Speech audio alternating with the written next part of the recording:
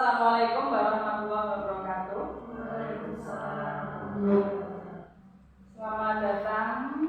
Apa kabar Bapak Guru hebat SMK Bini Juang Kertosono? Puji syukur kita ucapkan kepada Allah Subhanahu wa Ta'ala yang mana kita telah diberikan kesehatan, kekuatan sehingga kita dapat berada di sini dalam keadaan walafiat. Yang kedua, salawat serta salam selalu curahkan kepada junjungan Nabi besar Muhammad SAW yang telah memberikan satu tauladan bagi kita semua. Semoga di yang akhir nanti kita mendapatkan syafaatnya. Selanjutnya saya ucapkan banyak terima kasih kepada Bapak Guru bisa hadir di ruangan ini, dan mohon izin saya akan memaparkan aksi nyata dari tugas saya sebagai guru penggerak dari modul. Alhamdulillah saya sudah menyelesaikan modul 1. Ini adalah modul 1 yang terakhir, yaitu modul 1.4 tentang budaya positif. Di sini tugas saya yaitu harus membuat diseminasi pemahaman dan pengalaman penerapan budaya positif. Jadi di sini Bapak Ibu kita nanti nasihat di sini tidak menggurui ya Bapak Ibu, tapi di sini kita sharing atau sama-sama kita belajar demi mewujudkan sekolah kita untuk berdisiplin positif dan berbudaya positif. Oke. Selanjutnya apa saja Bapak Ibu yang sudah dipelajari dari modul ini? Di sini ada beberapa modul 1.4 tentang budaya positif, yaitu yang pertama konsep utama modul budaya positif ya Bapak Ibu. Yang pertama yaitu perubahan paradigma di sekolah. Dan yang kedua tentang disiplin positif. Selanjutnya yang ketiga itu ada kebutuhan dasar manusia. Selanjutnya ada motivasi perilaku manusia. Kemudian posisi kontrol restitusi dan keyakinan kelas. Selanjutnya adalah segitiga restitusi. Ini yang akan kita bahas satu-satu Bapak Ibu tentang bagaimana konsep utama modul budaya positif. Oke, selanjutnya pembelajaran dengan paradigma baru. Yang pertama tadi yaitu pembelajaran paradigma baru merupakan pembelajaran yang berorientasi pada penguatan kompetensi dan pengembangan karakter yang sesuai dengan nilai-nilai Pancasila. Pembelajaran paradigma baru memastikan praktek pembelajaran berpusat pada peserta didik, pada murid, yang mana setiap murid belajar sesuai dengan kebutuhan dan tahap perkembangannya. Apa saja Bapak Ibu nilai-nilai profil pelajar Pancasila? Yaitu 1. Beriman bertakwa kepada Tuhan Yang Maha Esa dan berakhlak mulia. Yang kedua adalah berkebinekaan global. Yang ketiga bergotong royong. Selanjutnya kreatif, benar kritis dan mandiri. Next, di sini kita belajar yang kedua yaitu disiplin positif. Kata disiplin positif yang sering kita dari benak kita, yang sering kita pikirkan itu disiplin itu apa Bapak Ibu? Sebuah pembiasaan atau peraturan yang biasa sering dalam budaya kita. Itu makna kata disiplin dimaknai menjadi sesuatu yang dilakukan seseorang pada orang lain untuk mendapatkan kepatuhan. Jadi kita cenderung menghubungkan kata disiplin dengan ketidaknyamanan. Ya, sebagai pendidik, tujuan kita adalah menciptakan anak-anak yang memiliki disiplin diri.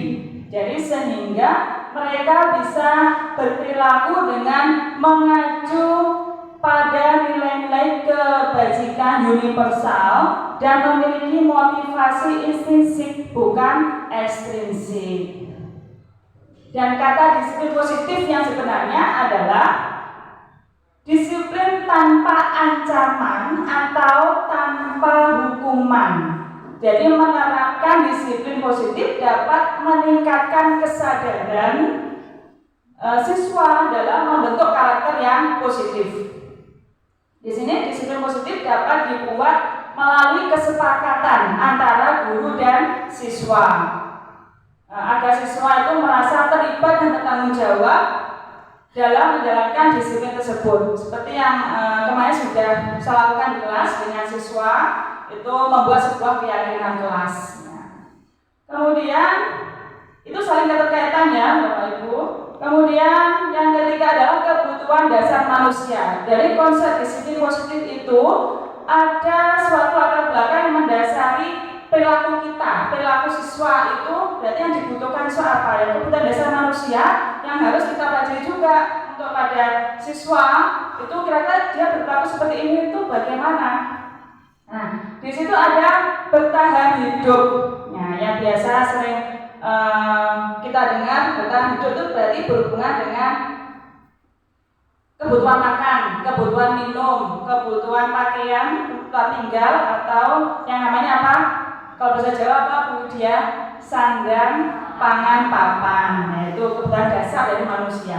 Kemudian rasa kasih sayang dan rasa diterima. Biasanya kan kita sering menjumpai siswa kita itu dia sering mengelola temannya, kemudian bertengkar, atau mungkin dia butuh kasih sayang, atau mungkin di dalam keluarganya kurang rasa kasih sayang sudah dilampiaskan pada temannya, atau mungkin kita sendiri kurang memperhatikan anak itu. Jadi kita harus tahu kebutuhan dasarnya itu apa.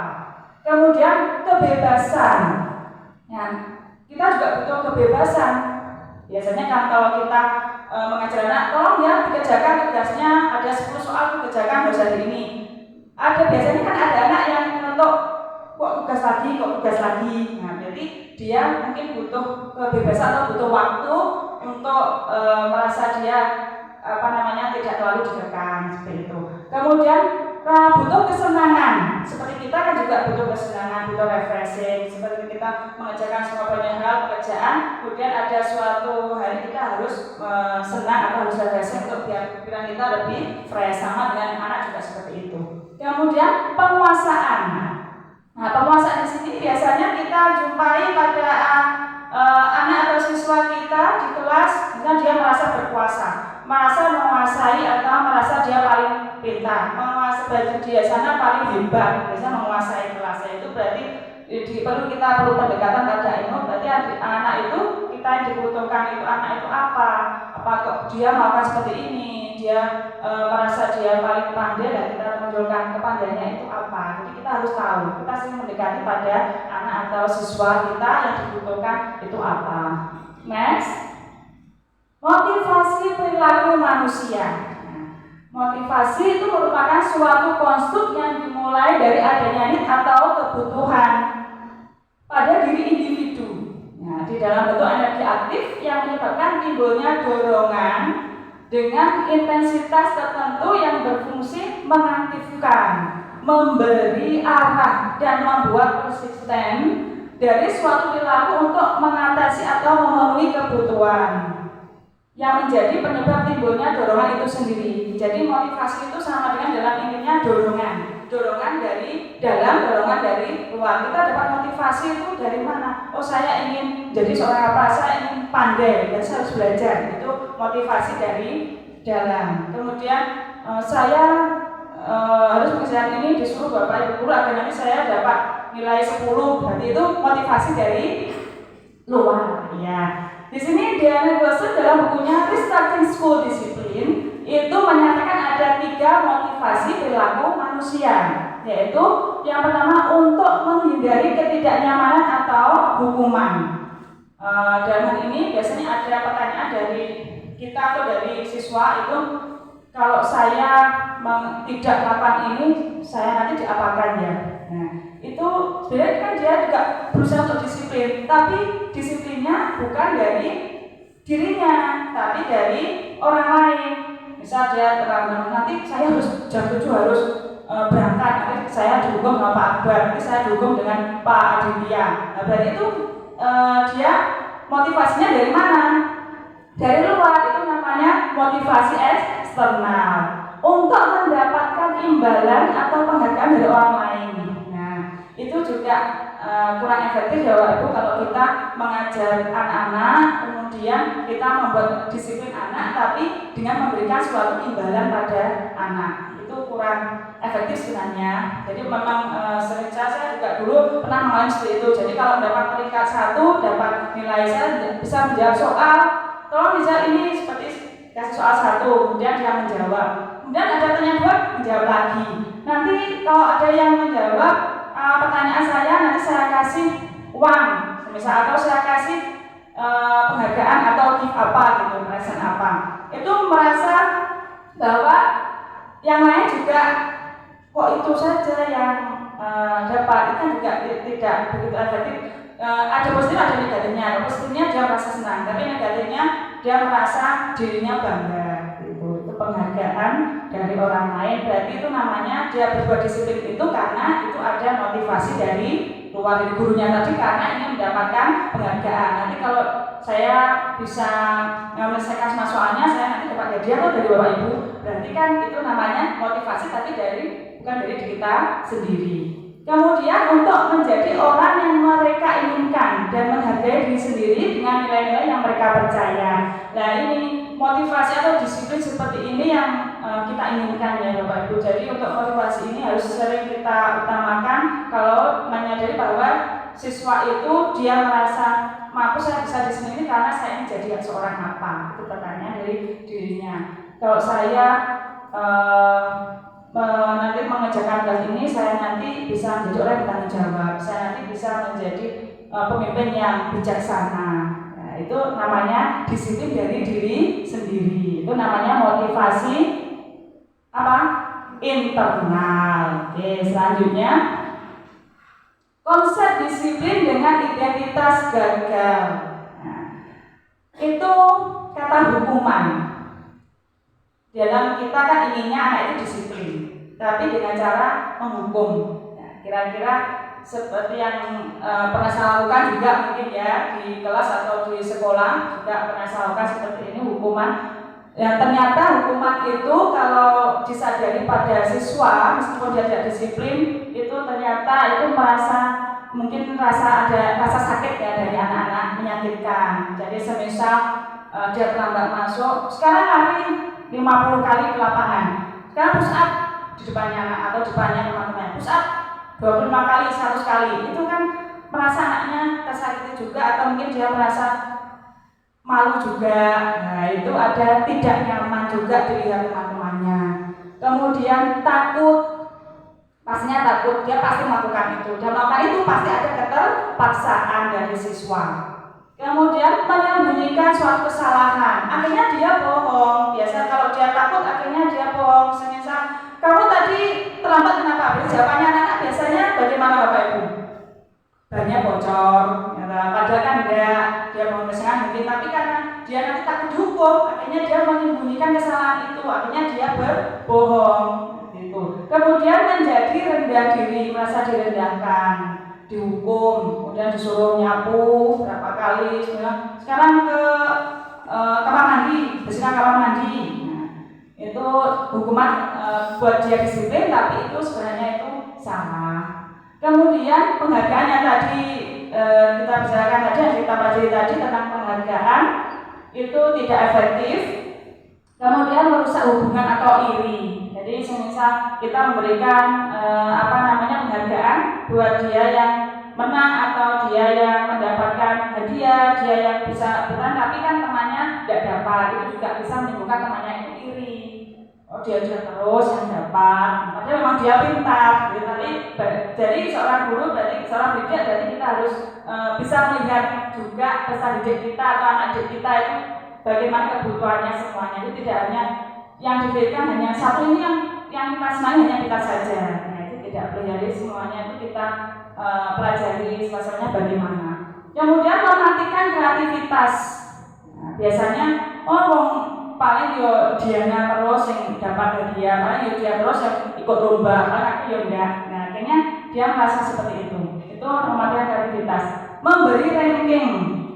Nah, dulu kan kita dulu kita sekolah untuk di ranking, kalau sekarang kan tidak ada. Nah, di situ berarti ada suatu penghargaan yang tidak bisa diberikan, memberikan ranking. Akhirnya merasa ada temannya atau siswa yang lain merasa tidak mendapatkan ranking, akhirnya bisa juga bersemangat atau bisa juga dia merasa down, akhirnya tidak mau belajar.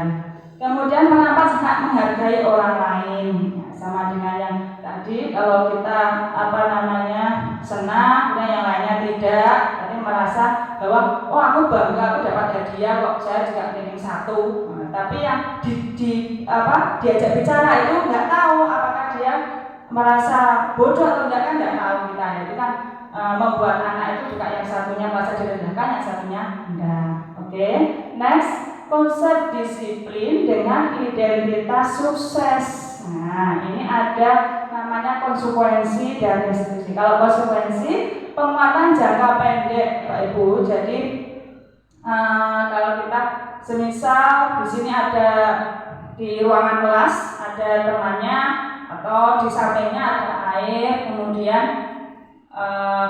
tertumpahkan oleh temannya. Nah, di situ ada penguatan jangka pendek, berarti ada temannya, loh kok basah mejanya, berarti dia kalau dia tanggung jawab langsung dibersihkan, itu namanya penguatan jangka pendek, itu langsung tanggap. Kemudian perlu monitoring berkelanjutan. Nah, kemudian diulangi lagi enggak ya, nah, seperti itu. Kemudian stimulus dan respon tadi, loh Mbak Dina menumpahkan air ya di mejanya Mas Tio, susah begitu. Kemudian, oh iya Bu, saya bersihkan, itu namanya merespon. Jadi kita mengucapkan stimulus, merasa anak itu untuk melakukan tanggung jawabnya atau memenuhi kesalahannya. Nah, jadi langsung dia tanya, oh iya Bu, saya bersihkan. Gitu. Kemudian murid menghormati peraturan. Di sini kalau tidak usah kita menyuruh anak, dia sudah, oh iya saya salah, aturannya saya harus membersihkan. Kemudian kehilangan waktu untuk memenuhi kesalahan, karena tadi tangga gercep. Ya. Jadi kalau ada salah langsung kalau dia sudah menyadari kesalahannya langsung dikerjakan. Kemudian untuk restitusi, nah, kalau kita menggunakan disiplin restitusi itu membuat anak merasa bertanggung jawab atas perilakunya. Kemudian fokus pada pemecahan masalah jangka panjang, kita buat diskusi, buat sharing pada anak yang merasa bersalah itu, kita membuat disiplinnya dengan cara memecahkan masalah. Kemudian murid menghormati dirinya dan orang lain. Teori kontrol, ya, dirinya bisa mengontrol sendiri. Kalau kita menggunakan restitusi disiplin ini, itu siswa akan merasa dirinya memegang kontrol, dia mampu menyelesaikan masalahnya sendiri. Murid bersemangat memperbaiki kesalahan. Nah, kalau kita menggunakan restitusi ini, disiplin ini, pasti siswa itu akan bersemangat dan memperbaiki kesalahan dari dirinya sendiri. Next, konsep disiplin dengan pendekatan restitusi. Apa itu restitusi? Restitusi adalah proses menciptakan kondisi bagi murid untuk memperbaiki kesalahan mereka, sehingga mereka bisa kembali pada kelompok mereka dengan karakter yang lebih kuat. Ini teorinya Dosen 2004. Nah, ciri-ciri dari restitusi adalah bukan menebus kesalahan, tapi belajar dari kesalahan. Ya, tadi sudah diberikan contoh tadi. Membersihkan kesalahan tadi, menumpahkan air dan saya langsung tanggap atas kesalahannya, memperbaiki hubungan, jadi hubungan dengan temannya. Tadi misal temannya mau marah, jadi kan dia merasa sudah tanggung jawab tadi. Kemudian tawaran bukan paksaan. Nah, jadi kan kalau menggunakan restitusi itu kita kan membuat suatu permasalahan dan menanyakan pada kira-kira kesalahanmu apa. Dan dia kan bukan memaksa langsung sekarang harus itu tidak, tapi kita dibuat menyadarkan dia atas kesalahannya, menuntut untuk melihat ke dalam diri, merefleksi diri. Kira-kira apa yang tidak kamu inginkan, kira-kira mana yang tidak sesuai dengan yang kamu lakukan tadi. Nah, di situ kan ada anak-anak akhirnya berpikir apa ya yang saya salah tadi, saya harus melakukan apa, saya tanggung jawab saya harus bagaimana. Nah, itu kalau kita menggunakan cara restitusi, mencari kebutuhan dasar yang mendasari tindakan.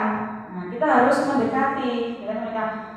Tadi salahnya dia terlambat masuk sekolah, atau mungkin dia tidak mengerjakan tugasnya. Kemudian kalau kita menggunakan restitusi, berarti kita harus tahu dulu kira-kira dia itu tadi kenapa di rumah. Kemudian yang dibutuhkan apa? Itu kita melihat dari dasar manusia tadi. kesenangan, penguasaan, kebebasan. Nah, itu perlu kita dekati. Nah, kemudian fokus pada karakter, nah, menguatkan dan fokus pada solusi. Oke, selanjutnya ini ada contoh kasus siswa terlambat masuk sekolah. Nah, ini kemarin sudah saya pada waktu saya tiket di situ ada siswa yang terlambat, itu saya sudah melakukan itu. Padahal perbedaannya apa? Kalau hukuman, konsekuensi dan restitusi. Perbedaannya siswa masuk terlambat. Kalau hukuman biasanya kan guru menghukum siswa dengan bisa menyapu halaman, kemudian bisa lari, push up, membersihkan kamar mandi. Nah, itu siswa merasa takut atau mungkin tersakiti atau mungkin dia merasa dendam pada guru atau pendidik yang menghukum dia. Kalau konsekuensi, guru memberikan konsekuensi untuk mengganti keterlambatan yang mengerjakan tugas. Itu contohnya. Jadi terlambat jam 7 harusnya masuk dan masuk jam setengah 8, nanti istirahat diganti, itu kamu tidak boleh istirahat tapi mengerjakan tugas karena tadi kamu terlambat setengah jam 30 menit. Nah, itu guru tegas dan menghormati peraturan. Itu bisa gurunya tegas dan menghormati peraturan. Anaknya juga akhirnya menghormati peraturan.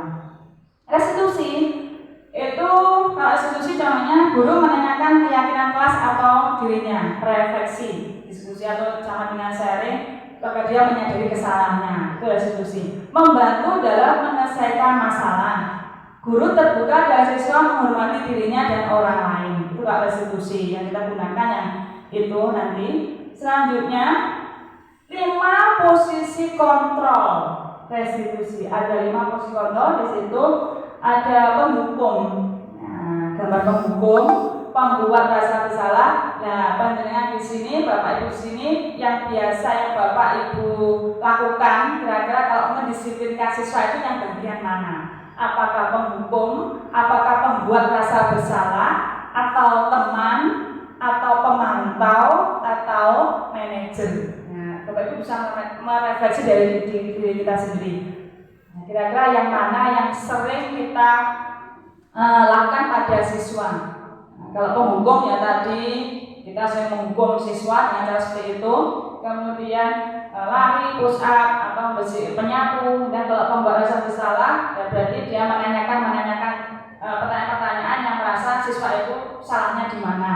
Itu kalau teman berarti kita memposisikan diri kita sebagai teman atau pemantau. Sebagai pemantau atau sebagai manajer. Oke, kita lihat mananya penghukum. Contoh penerapan 5 posisi kontrol kasus siswa terlambat masuk sekolahnya. Sering kita jumpai kan ini, terlambat masuk sekolah. Kalau sebagai penghukum, biasanya Bapak Ibu itu ada pertanyaan untuk siswa. Peraturan sekolah harus dipatuhi dan sekarang kamu menyapu halaman.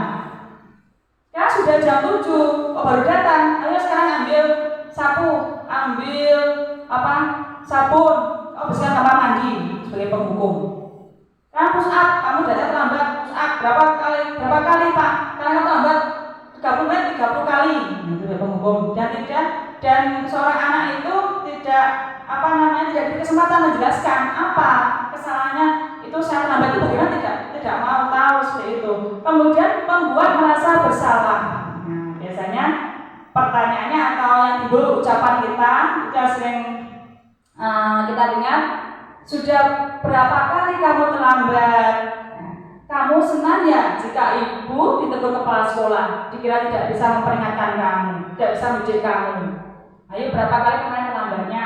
Nah, itu namanya membuat masa bersalah. Akhirnya dia merasa bersalah. Kok iya ya, saya kok sering terlambat ya. Saya kemarin juga terlambat lagi. Itu kurang efektif. Kemudian sebagai teman, biasanya sebagai teman di sini siswa datang terlambat, kemudian piket atau kita biasa mengucapkan kata kamu terlambat lagi ya.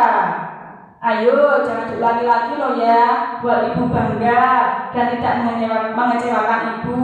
Nah, itu berarti posisi kita sebagai teman. Ayo Mbak Dina, kok terlambat lagi sayang? Tidak boleh loh ya, seperti itu. Berarti biasanya anak itu senangnya pada kita saja, yang lainnya tidak. Aku senang Bu Nana kan halus, enak, ngomong gak disengeni aku. Nah itu tidak boleh. Padahal kita kan jangan sampai dia itu terhukum atau tersakiti, tapi kita juga kurang tepat ya kemarin seperti itu sebagai teman. Kemudian pemantau, masuknya jam berapa?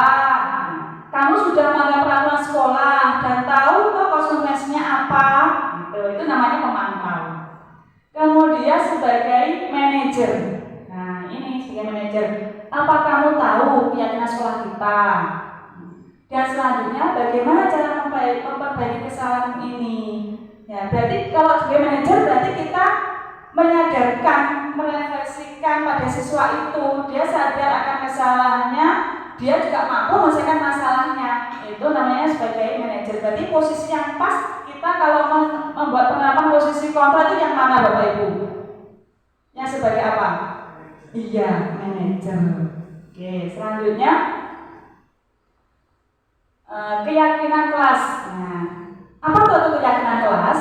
Nah, mengapa keyakinan kelas kok tidak peraturan kelas? Nah, ini ada pertanyaan Bapak Ibu. Mengapa kita memiliki peraturan tentang penggunaan helm pada saat mengendarai kendaraan roda 2 atau motor? Kalau di benak kita apa? Iya, itu adalah untuk keselamatan kita. Nah, jadi mau dicekal polisi, nah itu namanya bukan disiplin diri, karena dari orang lain. Nah, ini yang jawaban kita untuk keselamatan kita. Kalau kita naik sepeda motor pakai helm, berarti kemarin itu ada sebuah pelindung. Kemudian ada pertanyaan lagi yang kedua, mengapa kita memiliki peraturan tentang penggunaan masker dan cuci tangan setiap saat? Kemungkinan jawabannya apa? Untuk kesehatan atau keselamatan juga. Jadi kalau kita menggunakan masker tidak untuk gaya bertutupan, nah nanti mau benawet atau daeng mau sekolah cepok itu enggak. Tapi untuk keselamatan atau kesehatan berarti kita memang melindungi diri kita untuk kesehatan kita. Oke. Soalnya di sini kemarin yang saya lakukan bersama dengan anak-anak di 10 AK, ini contohnya juga ada di sini, masih tertempel di sini. Kemarin saya kumpulkan kegiatan membuat keyakinan kelas, guru dan siswa membuat keyakinan kelas. Nanti Bapak Ibu guru wali kelas juga bisa menerapkan ini di kelasnya masing-masing. Nah ini yang pertama saya berdiskusi tentang peraturan. Nah, saya kasih gambaran peraturan ini seperti ini. Nah, perbedaan dengan keyakinan seperti ini saya kasih gambaran anak-anak itu kemarin. Kemudian di sini anak-anak bisa sudah paham, baru nanti ada merumuskan menjadi keyakinan. Ada pertanyaan dari siswa kemarin yang masih saya ingat, Bu, kalau peraturannya no bullying, tidak boleh membuli temannya, tidak boleh merokok, itu bagaimana? Iya, kalau membuat keyakinan kan kita harus menggunakan kata kebijakan universal, tidak boleh kata dilarang, nggak boleh. Kata dilarang merokok, tidak dilarang membuli, dilarang menginjak rumput, dilarang lari, itu tidak boleh ya. Jadi dialihkan, kata dilarang atau jangan tidak boleh itu dialihkan. Dialihkan kemana? Ke sebuah nilai-nilai kebijakan universal. Contohnya kalau no bullying atau tidak boleh membuli digantikan dengan tidak boleh membuli, itu berarti kamu mengolok-olok temannya, atau berarti bisa digantikan dengan kata apa? Berbicaralah sopan, atau hargailah orang lain, menghargai orang lain, menghormati guru. Dia tidak boleh berkata jorok, Bu. Berarti apa? Berbicara yang baik. Itu namanya keyakinan kelas, itu namanya kebijakan universal. Jadi kata-kata dilarang, tidak boleh, itu peraturan itu diganti dengan kata-kata yang lebih bijak atau lebih bijaksana. Jadi anak itu pikirannya di sini tidak pikiran yang keras, tapi pikiran yang lembut tapi disiplin. Nah, seperti itu. Jadi tidak merasakan akhirnya anarkis, itu tidak. Akhirnya dia melakukan hal-hal yang positif itu. Seperti juga kita sebagai Bapak Ibu juga kalau kita mempunyai anak juga sering kata ojo ngono, ojo mayu, jangan lari, jangan berbicara itu, jangan berkata jorok, itu diganti, katanya diganti. Berbicara sopan ya nak, seperti itu. Oke, kemudian setelah itu terbentuk anak-anak sudah tahu maksudnya, sudah membuat sebuah keyakinan kelas, akhirnya menempelkan keyakinan kelas yang disepakati bersama. Jadi semua tadi kemarin saya bentuk kelompok.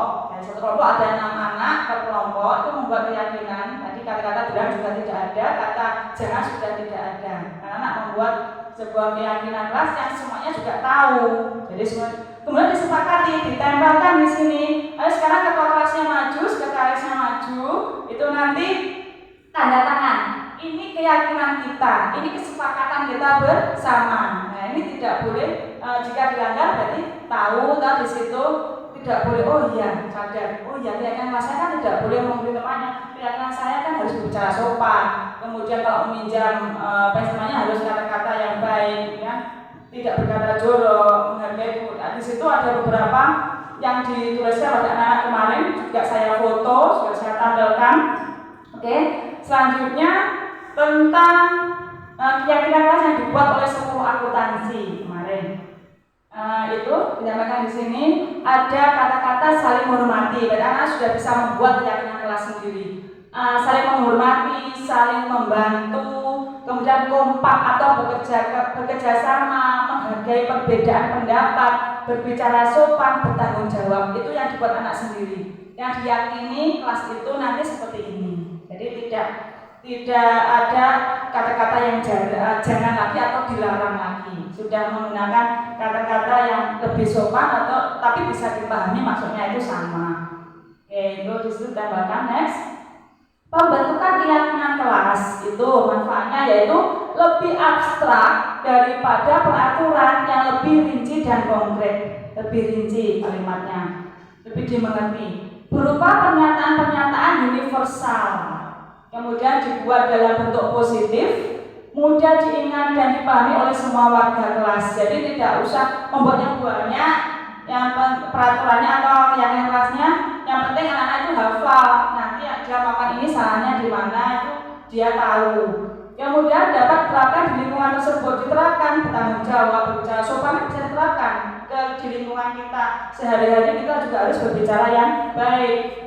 Tanggung jawab, kerjasama, gotong royong, ya ada piket kelas dikerjakan sama-sama, ada kebersihan cuma bersih dikerjakan bareng-bareng, tidak ada yang iri atau dengan temannya, oh dia nyapu saya enggak, karena kita sudah buat keyakinan kelas yang disepakati bersama. Semua warga kelas berkontribusi dalam pembuatan keyakinan kelas lewat kegiatan curah pendapat. Itu kemarin. Yang misalkan jadi saya berpendapat kalau nobelin ganti apa? Nobelin itu berarti berbicara kotor atau ngomong temannya, oh ganti kita harus berbicara sopan, kita menghargai orang lain atau menghormati orang lain. Dia tidak mengerjakan tugas, oh berarti diganti dengan harus mengerjakan tugasnya dengan rasa tanggung jawab. Bersedia meninjau kembali keyakinan kelas dari waktu ke waktu. Direfleksikan per kelas itu. Oh ini yang sudah saya lakukan itu kita sebagai pendidik juga sering memantau anak-anak.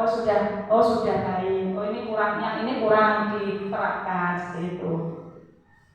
Selanjutnya ini ada segitiga restitusi ya Bapak Ibu yang kita gunakan nanti untuk menuntun atau membimbing anak-anak itu menggunakan segitiga restitusi, yaitu yang pertama itu menstabilkan identitas dulu. Menstabilkan identitas itu menggunakan pertanyaan-pertanyaan atau alasannya apa didengarkan.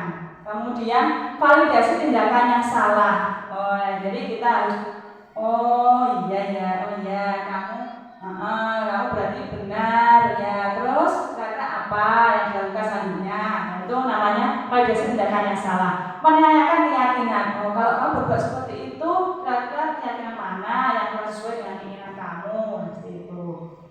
Itu namanya segitiga restitusi. Next, contoh penerapan segitiga restitusi. Nah, ini kemarin saya menangani kasus berbicara tidak sopan dan membentak-bentak adik kelasnya. Nah, ini Bapak Ibu di sini bisa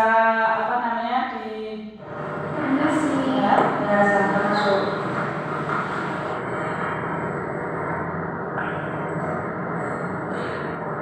Saya Pak Arwan dari sekolah AP namanya Dimas. Ada yang bisa bergabung? Kamu kok marah? Karena dia sudah meninggalkan sekolah dan menggunakan sepatu berwarna.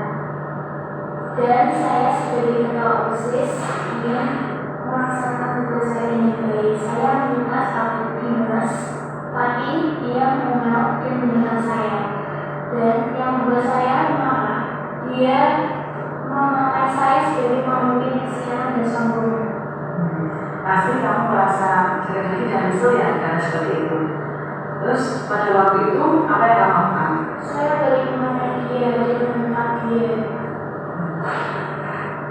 Di sini wajarlah kamu mempertahankan ini dengan cara tadi kalau seperti itu. Mungkin dengan itu sesuai tidak dengan nilai sekolah pada peminta dia sesuai tidak dengan nilai sekolah dan keyakinan OSIS. Tidak. Jadi di sini keyakinan mana yang kurang sesuai dengan yang kamu inginkan? Sebenarnya saya sadar, tapi ketika dia membentak dan mengenai saya emosi pada saat itu. Kamu di sini lebih bersabar ya, dan tidak melakukan hal yang parah dan tidak sampai melakukan hal yang di luar batas. Ibu, saya bersabar dan tidak membuang sepatunya. Ya, kamu bersabar dan tidak masuknya. Jadi, keyakinan mana yang sesuai dengan keinginan kamu? Dengan menghormati, menghargai, bersikap positif dan bertanggung jawab. Dan begitu kamu melakukan seperti itu, gue setuju. Kemudian kalau kamu melakukan seperti itu, kamu jadi seorang seperti apa? Saya merasa nyaman, bangga, bisa menjadi orang yang berpikir positif dan bertanggung jawab. Nah, saya setuju. Jadi apa yang kamu akan besok? Saya akan berbijaksana dan bersabar, berpikir sebelum bertindak. Gue sangat setuju. Terima kasih atas kerjasamanya. Sama-sama, Bu.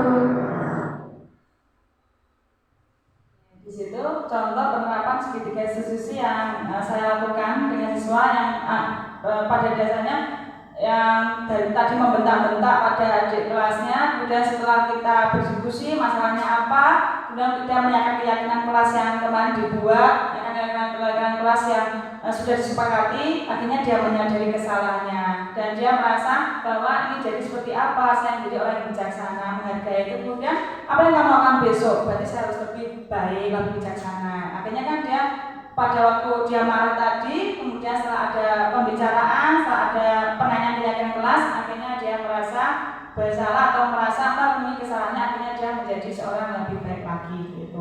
Ada contoh yang kedua, itu pada masuk. Yang kedua itu ada terlambat masuk sekolahnya. Tadi ya, yang tadi dari contoh yang kedua, ini contoh yang pertama, contoh yang kedua ini ada kasus terlambat masuk sekolah.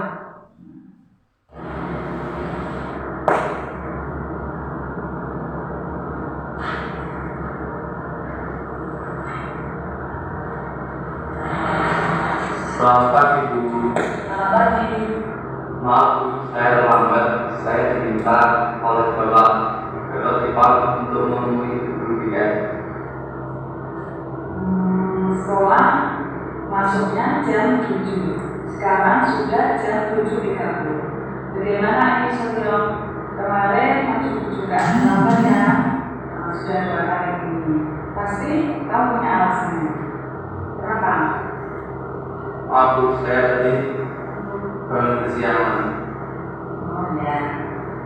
Prinsip mana, keyakinan sekolah mana yang perlu kamu tingkatkan? Menghargai orang lain serta disiplin dan bertanggung jawab. Setuju. Kira-kira kamu yakin tidak disiplin? Meyakini kami. Nah, baiklah. Sekarang Suryo kira-kira bisa tidak memperbaiki keterlambatan ini? Bisa. Bagaimana caranya memperbaikinya? Saya tidak bekerja lagi dan mulai tidur jam 9. Semisal Suryo tidak benar dan tidur jam 9. Semisal besok pagi tidak bisa bangun lagi, kira-kira ada orang tidak yang membantu Suryo untuk membangunkan? Ada, Bu, ibu saya. Selain itu ada tidak yang lain? Ada ayah saya. Baiklah. Nanti Suryo tidak akan tidur lama-lama lagi. lagi, tidak punya lagi, dan akan dibangunkan atau dibantu oleh ibu dan ayahnya. Kira-kira ada lagi yang diucapkan? Tidak. Baiklah, jadi mulai kapan mereka bisa memperbaikinya? Mulai besok pagi. Jadi mulai nanti malam tidak bangun, tidak tidur lalu malam, dan bisa bangun pagi. Terima kasih atas kerjasamanya, dan saudara boleh mengikuti pelajaran masuk kelas. Baik, terima kasih.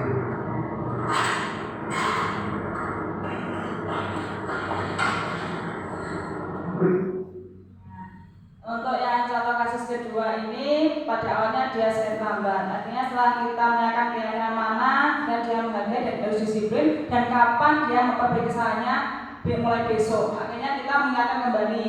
Kalau berarti nanti bisa bangunnya bagaimana? Dibangunkan oleh ibunya dan juga bisa dibangun oleh kakaknya. Tapi kalau tidak bisa bangun lagi, itu dia akan tidurnya akan tidak larut malam. Dan kapan mulainya? Besok. Berarti dia masa tanggung jawab atas apa keterlambatan yang dia lakukan. Oke. Di situ adalah contoh penerapan segitiga institusi pada kasus terlambat masuk sekolah.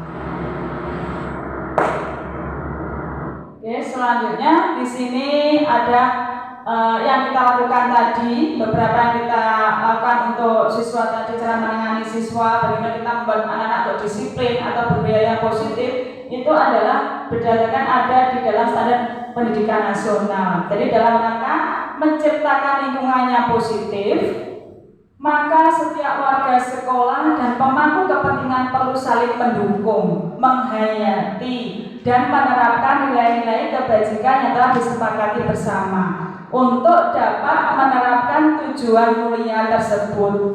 Jadi maka seorang pemimpin pembelajaran perlu berjiwa kepemimpinan sehingga dapat mengembangkan sekolah dengan baik agar terwujud suatu budaya sekolah yang positif sesuai dengan standar kompetensi pengelolaan yang telah ditetapkan. Jadi demi mewujudkan sekolah kita, tujuan mulia dari penerapan disiplin positif adalah agar terbentuk murid-murid yang berkarakter, berdisiplin, santun, jujur, peduli, dan bertanggung jawab, dan merupakan pembelajar yang hayat sesuai dengan standar kompetensi kelulusan yang diharapkan. Jadi kalau kita sama-sama sarana mendukung, kita sama-sama kompak, saling mendukung atau saling bekerjasama mendisiplinkan siswa dengan cara seperti tadi, mungkin sekolah kita akan menuju di situasi yang baik atau membuat siswa yang berdisiplin positif dengan budaya positif yang kita lakukan seperti itu. Oke, selanjutnya di sini adalah penghujung dari pemaparan tadi. Sekian dari saya. Mungkin ada pertanyaan Bapak Ibu kurang jelas yang saya paparkan tadi, bisa ditanyakan.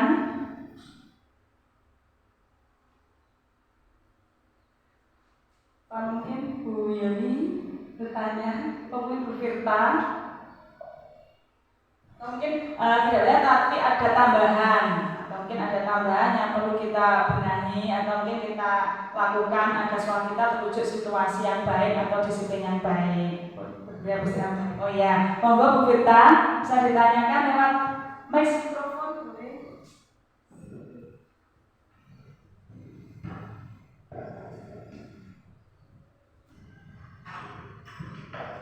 Terima kasih atas kesempatannya.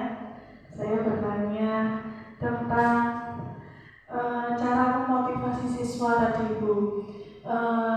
Seperti yang mungkin panjenengan tahu di sekolah kita itu siswanya kan cenderung pasif atau kurang termotivasi. Nah, tadi sudah dijelaskan bagaimana cara memotivasi yang betul, tapi cara itu pun menurut saya itu masih kurang efektif untuk siswa kita. Nah, bagaimana cara memotivasi yang lebih menarik mungkin supaya siswa kita itu juga lebih aktif dan kreatif. Terima kasih. Terima kasih Bu Gita, pertanyaan sangat bagus sekali dan saya coba untuk menjawab dari sharing kita sharing sambil belajar bagaimana mewujudkan sekolah kita lebih baik lagi. Tadi siswa kita memang seperti itu ya Bapak Ibu, kita sering menjumpai siswa yang sudah dimotivasi, sudah dibuat sebuah disiplin, sudah dikasih tahu begini begitu, kok tak seperti itu. Kita menggunakan segitiga restitusi tidak, kita bisa menggunakan manajer ya tadi, menggunakan manajer sudah kita lakukan fungsi kontrol kita bisa menggunakan kata pemantau. Jadi kita dekati dulu anaknya, kebutuhannya apa, kita sering sharing. Mungkin yang kita lakukan itu sering melihat keterangan belakangan itu dia berperilaku seperti itu apa. Mungkin ini yang lebih efektif dari kita itu memang kita harus bersabar Bapak Ibu ya. Bersabar dalam mendidik siswa kita, ya tidak, namanya kita sudah sesuai dengan aturan, kok anak tak seperti itu, berarti kita harus melihat ke belakang, latar belakangnya seperti apa, orang tuanya seperti apa. Biasanya ada orang tua yang tidak, ternyata orang tuanya tidak mempedulikan anaknya. Jadi akhirnya dia sifatnya dengan sama dengan apa yang dilakukan di rumah dan dilakukan di sekolah. Jadi kita harus tahu kebutuhan dasarnya apa. Kita harus mendekati atau bisa juga anaknya bisa sharing untuk bisa diarahkan karena ketepatan juga oleh kelas ya Bu Rita, jadi mungkin lebih bagus lagi kalau sering mendekati anak itu atau mungkin diajak sharing ke ruang TK atau khusus pada anak yang bermasalah tersebut. Seperti itu. Mungkin sudah puas dengan jawaban saya Bu. Oke, terima kasih. Cukup sekian Bapak Ibu. Ada pertanyaan lagi? Oh ya, monggo Bu Lydia.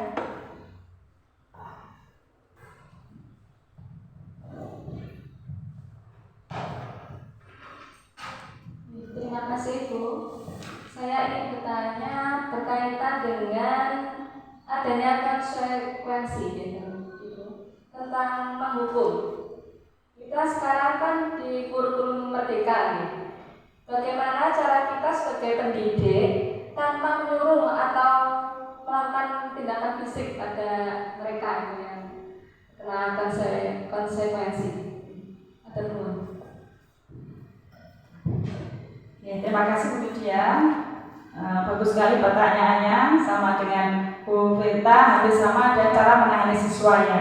Untuk penghukum memang sebagai penghukum kan kita tidak boleh ya karena kita harus ngomong, harus mendidik atau harus membimbing siswa dan tidak harus dihukum kalau kita mendisiplinkan siswa. Dengan cara tadi ya Bu Widya atau yang lainnya juga dengan cara kita menanyakan tadi, dengan cara menanyakan keyakinan, kemudian ditanya alasannya apa, ditanya dulu. Jadi tidak harus kita posisikan sebagai hukum, salah langsung melaksanakan hukuman saya, harus dipaksa untuk melaksanakan hukuman, itu memang tidak boleh. Jadi kita intinya diarahkan ke lebih baik dengan cara kita yang halus agar siswa itu juga tidak dendam atau mungkin bisa melakukan hal yang sama dengan orang lain. Kalau kita menghukum kan biasanya kalau kita sebagai semisal kita memposisikan sebagai penghukum lari, kemudian dia juga nanti kalau menjadi orang yang dewasa, menjadi orang yang seperti kita, akhirnya juga dia melakukan hal yang sama dengan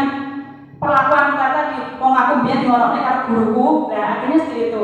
Makanya kalau kita cara menghukum itu tidak efektif, kita menggunakan kata segitiga restitusi tadi, menanyakan keyakinan, menanyakan alasannya apa, dan baru kita kira-kira yang baik itu bagaimana, menyadarkan diri mereka. Sikapnya itu harus karena kita menggunakan restitusi kan memecahkan sebuah masalah. Jadi kita tahu masalahnya dulu, lalu nanti kita menanyakan kira-kira yang kalau kita mempelajari keyakinan kelas yang kita sepakat kemarin, lalu mengobati orang lain, berarti harusnya kamu seperti apa, besok harus bagaimana.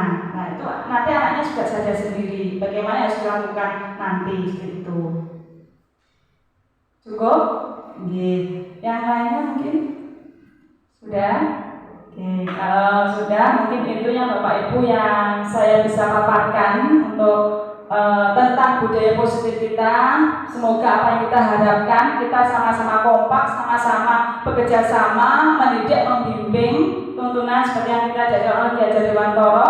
Kita harus menggunakan teologi pendidikan seperti Ing Asus Tulodo, Ing Mati Manungkaso, Tuturi Handayani. Itu yang sering kita harus lakukan, dan tugas kita ada hanya menuntun, menumbuh kembangkan apa kebutuhan dari siswa itu akan menggunakan atau nilai yang universal, nilai kebijakan yang positif di sekolah kita. Semoga terwujud dengan visi misi kita yang nanti akan kita wujudkan untuk membentuk siswa dengan sekolah yang budaya positif.